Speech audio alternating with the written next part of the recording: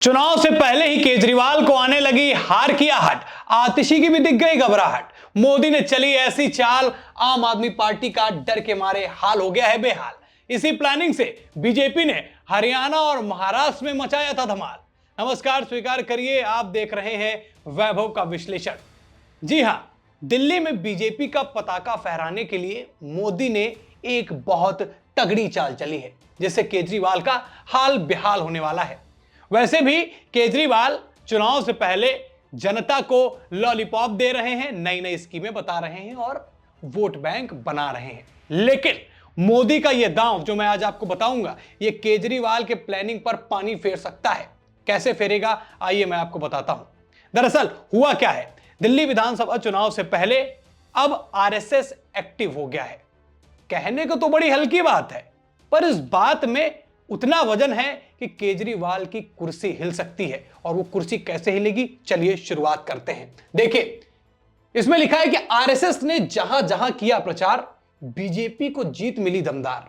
अब ये मामला शुरू कहां से हुआ?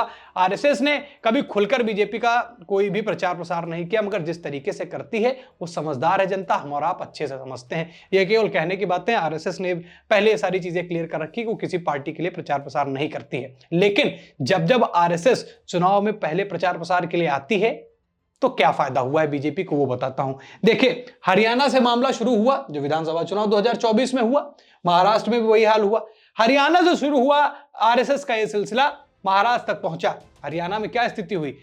हरियाणा में हुआ यह है कि जहां कभी 2 बार से ज्यादा कोई सरकार नहीं बनती थी, आज तक इतिहास में नहीं बनी, भारतीय जनता पार्टी ने लगातार तीसरी बार वहां सरकार बनाई और वहां चुनाव प्रचार प्रसार के लिए आरएसएस पहुंची थी। यहां जब फंडा ये सक्सेसफुल हुआ तो महाराष्ट्र जाने में क्या दिक्कत थी? महाराष्ट्र पहुंचे। महाराष्ट्र में भी क्या किया, आपके सामने है। भारतीय जनता पार्टी ने 132 सीटें जीती।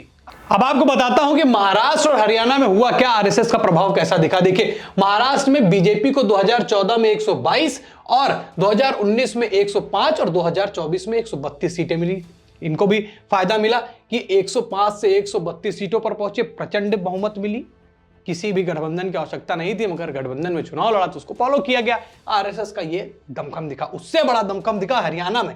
हरियाणा में बीजेपी को 2014 में 47, 2019 में 40 और 2024 में 48 सीटें मिली। ये 90 सीटों में से सीटों की बात कर रहा हूं जिसमें इनको सीटें मिली हैं। 148 सीटों पर चुनाव लड़ा था महाराष्ट्र में। आरएसएस ने प्रचार किया, बड़ा फायदा मिला। अब आरएसएस ऐसा क्या करती है और आरएसएस ऐसा दिल्ली में क्या करेगी कि केजरीवाल जो है चुनाव हार जाएंगे, वो भी मैं आपको बता देता हूं। देखिए, दिल्ली में क्या करने वाली है आरएसएस, मैं आपको बताता हूं, और वो बाकी चुनावों में उसने क्या किया है। देखिए, यहां क्या करेगी कि संगठन पूरी दिल्ली में हजारों छोटी छोटी बैठकें करके लोगों को विकास के मुद्दे पर जागृत करेगा। मतलब छोटी छोटी मीटिंग्स होंगी, हर विधानसभा में जाएंगे, हर बूथ पे जाएंगे, लोगों को समझाएंगे।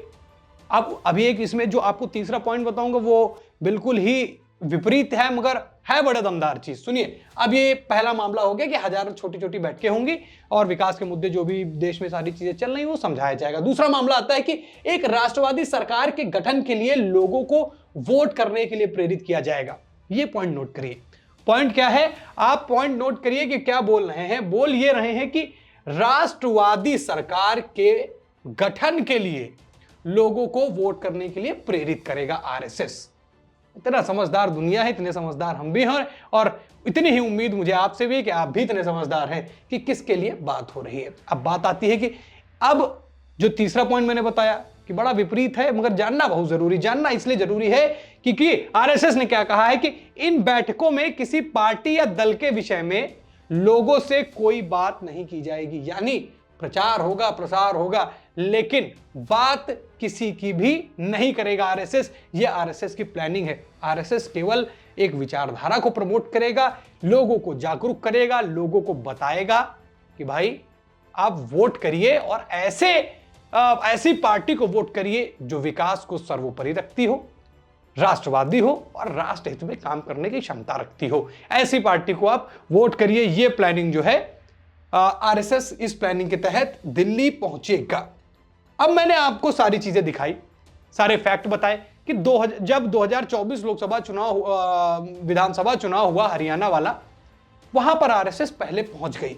अब जब पहले वहां पहुंची तो उसके बाद वहां पर एक मामला जो है ये वाला, जहां पर इनकी सीटें बढ़ी और पूर्ण बहुमत की सरकार भारतीय जनता पार्टी ने लगातार तीसरी बार बनाई, इतिहास रचा हरियाणा के अंदर। आरएसएस वहां पहुंची, आरएसएस पहुंची महाराष्ट्र, और महाराष्ट्र में भी 132 सीटें जीती, जबकि 2019 में मात्र 105 सीटें मिली थी भारतीय जनता पार्टी को। हाँ, 2014 में 122 मिली थी, पर यह तब सिलसिला नहीं चल रहा था। अब ये संगठन में बातचीत करके सारी चीजें तय कर ली गई हैं कि अब जो फायदा महाराष्ट्र में मिला, महाराष्ट्र में क्या फायदा मिला कि हम 105 से जो है बीजेपी पहुंची 132 पर।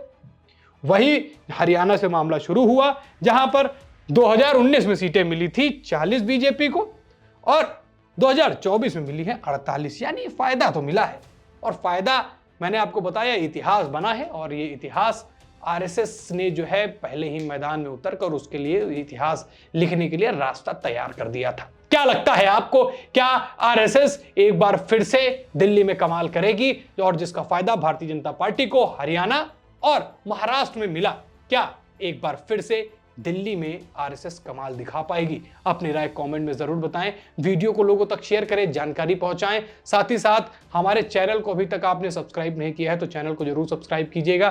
फिर हमारी मुलाकात होगी वैभव के विश्लेषण में। फिलहाल आज के विश्लेषण में इतना ही, तब तक के लिए धन्यवाद।